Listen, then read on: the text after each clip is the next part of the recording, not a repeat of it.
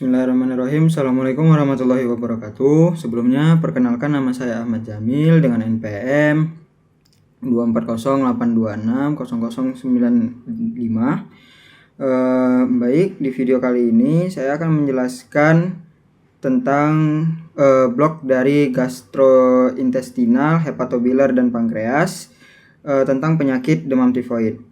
Baik, untuk definisi dari demam tifoid ini sendiri, demam tifoid ini adalah penyakit infeksi sistemik akut yang disebabkan oleh bakteri Salmonella Enterica serovartipi. Penyakit ini terutama menyerang saluran cerna, tetapi dapat menyebar ke seluruh tubuh melalui aliran darah. Ciri khas demam tifoid adalah demamnya berlangsung lama, biasanya meningkat perlahan dan disertai gangguan pencernaan serta penurunan kondisi umum pasien. Kemudian kita masuk yang kedua, yaitu etiologi. Nah, etiologi dari penyebab demam tifoid adalah bakteri Salmonella typhi, yaitu bakteri gram negatif yang hanya menginfeksi manusia.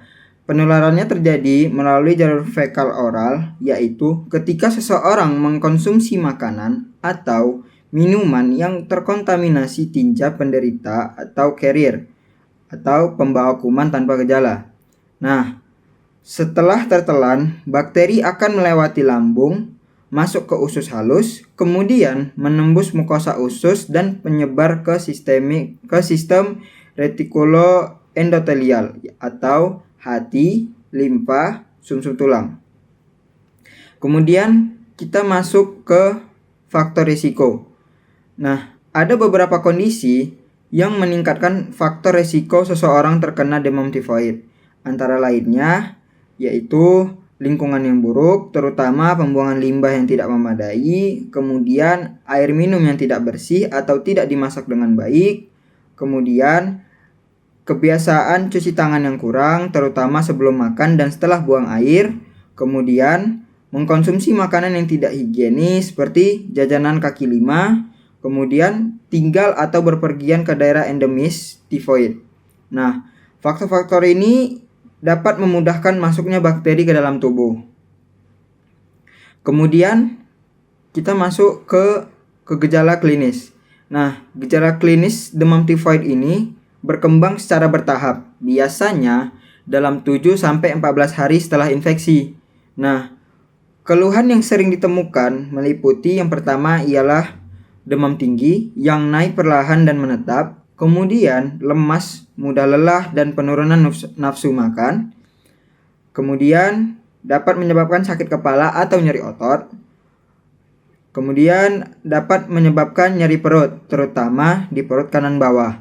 Serta gangguan pencernaan berupa diare atau konstipasi, mual dan muntah. Kemudian jika kita lihat di bagian mulut, terutama pada bagian lidah pasien juga tampak kotor di tengah atau kemerahan di tepi. Kemudian untuk di bagian perut, biasanya pasien itu terjadi hepatosplenomegali atau pembesaran hati dan limfa pada beberapa kasus. Nah, jika tidak ditangani dengan baik, tifoid dapat menimbulkan komplikasi seperti perdarahan usus atau perforasi usus. Kemudian kita masuk ke tata laksana, di mana tata laksana ini saya bagi secara farmakologis dan non farmakologis. Nah, secara farmakologis, terapi utama demam tifoid adalah antibiotik dengan tujuan membunuh bakteri penyebab antibiotik yang sering digunakan. Nah, antibiotik yang sering digunakan itu ada ceftriaxone dengan dosisnya untuk dewasa 1-2 gram per hari dengan numero 4 diberikan 1 kali sehari, atau untuk anak-anak 50-75 mg per kilogram berat badan sebanyak 1 kali sehari. Nah, untuk lama terapi dari ceftriaxone ini sendiri biasanya 7-14 hari. Kemudian ada azitromisin. Untuk dosisnya sendiri untuk dewasa yaitu 500 mg per oral 1 kali sehari. Untuk anak-anak biasanya 10-20 mg per kilogram berat badan per hari atau per oral. Per hari per oral. Mohon maaf. Selanjutnya saya akan untuk lama terapinya sendiri itu biasanya 5-7 hari. Nah, kemudian kita masuk ke selain obat antibiotik diberikan juga antipiretik atau paracetamol untuk menurunkan demam dan mengurangi rasa tidak nyaman.